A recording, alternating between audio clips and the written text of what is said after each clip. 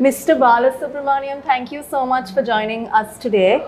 The questions I have for you are regarding the workforce in general and what emerging trends in workforce management have you observed globally, and how can Sri Lanka adapt these trends to improve its human capital development? Right. It's a very broad, big question. Yes, that's what we are trying to get out of the Human Capital Summit that we are having today. Yeah, thank you very much for having me here. There are a lot of. So one is we are short of talents at the moment. The reasons we have seen in 2022 we have lost in big sum. The figures are about, you're talking 300,000, 400,000 people have lost one third of them in skill, and balance 300,000 in semi and unskilled workers. And they're all gone with secure jobs. So as we think, yes, the time was, there's no way that we could have stopped them. So we are currently in a situation now, the country has reached a stabilized state in terms of economy. We need to grow, and if we need to grow, obviously we need the people.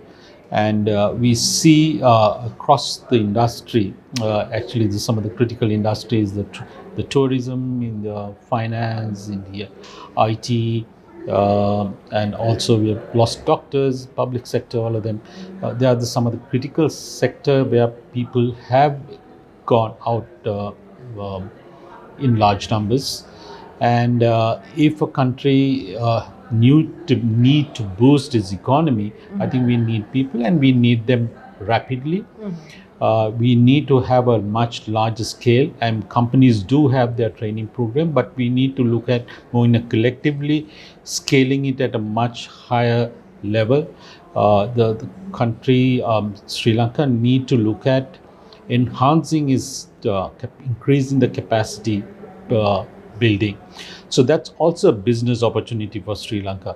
I mean, you would have heard just now, we heard former president of Maldives saying that Sri Lanka is very good at generating skilled people, developing people, training and all that. We're talking about when the unit started in 1921, the hotel management school was started in in the 60s. We have been generating, and they have benefited from those. So I think we need to increase that numbers fast. So that's something that is important. It creates a business opportunity as well. I mean, it's good. All of them may not stay, but some will stay and some will go. But we need to keep increasing the supply chain because we have seen the exodus of talents over the years. The big numbers was in when we had the downfall in terms of economy, but we have always lost it. So I think there is a even in the present time, although there is a crisis, the opportunity, the flip part of it is there is a definite business opportunity. If these people can be trained as a global talent, this with capabilities, they have jobs here as well as they can go abroad, but also that enables the country to develop the economy, right? So that is the one part of the story. And so going forward, whoever that we develop today talent, there are quite a few challenges that are there. The challenges of the future challenges are quite different to what we had faced in the past. One is the social and environment challenges are there. We see frequent environment disasters. There is the divide is still there. There is social challenges that are there. So the people who come in should be able to manage those challenges depending on the as they go in the higher up in the hierarchy, the level able to manage those things must be the skills, the strategies, thinking, the innovativeness. So this creates a important for to be innovative as well. So you can't really run the business as we have done in the past. You need to create new way of doing this. So that's one thing that is important.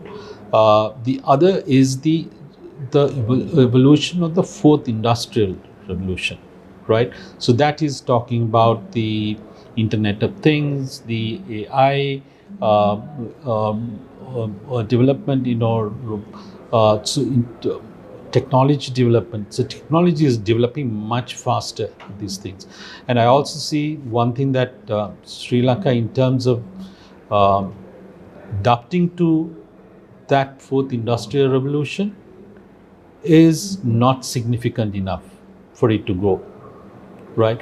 I mean, I'm in the hospitality industry. I was there in the Sri Lanka tourism as managing director. Then I'm now sort of dealing with the hotel industry. So I see that although we have got excellent products in the tourism, you see, if you take Maldives, you take all the neighboring countries, in terms of technology to manage the hospitality business is more advanced than Sri Lanka is. We have got an excellent product, but how you manage, how you reach out to the market. So if you take the travel and leisure, it's a well developed. There are products which you can reach out to any part of the world through internet, online, and technology. But we are traditionally get people as travelers. We reach out through the travel agents and tour operators. But you take Maldives, you take Singapore, you take Thailand, all of them, their level of reaching out to the global potential travelers, they get onto the digital space.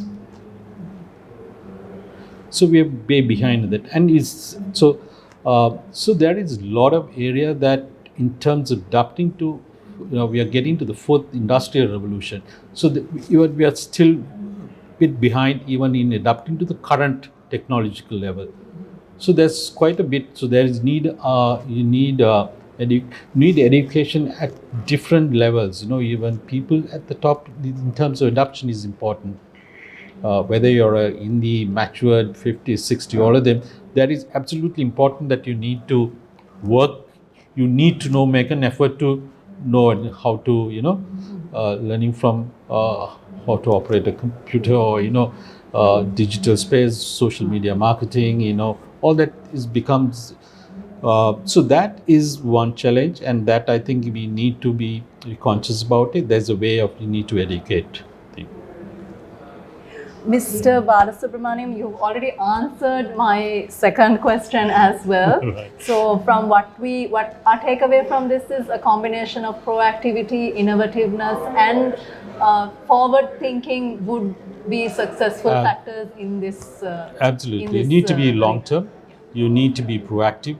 You need to know the global trends, right? What's happening?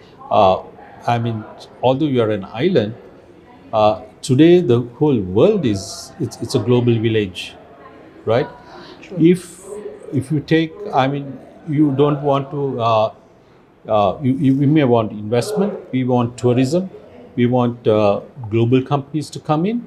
But if Sri Lanka is not ready, there are options.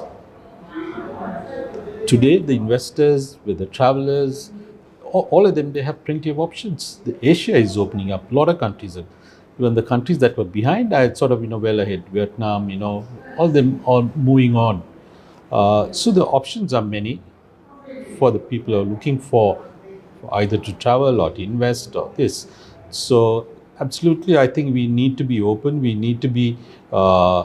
We very much need to be aware of what's happening in the world and where we are heading, and need to keep up with that. Thank you so much for joining us, sir. I wish you a good day. Thank you. For more latest news, subscribe to FTTV.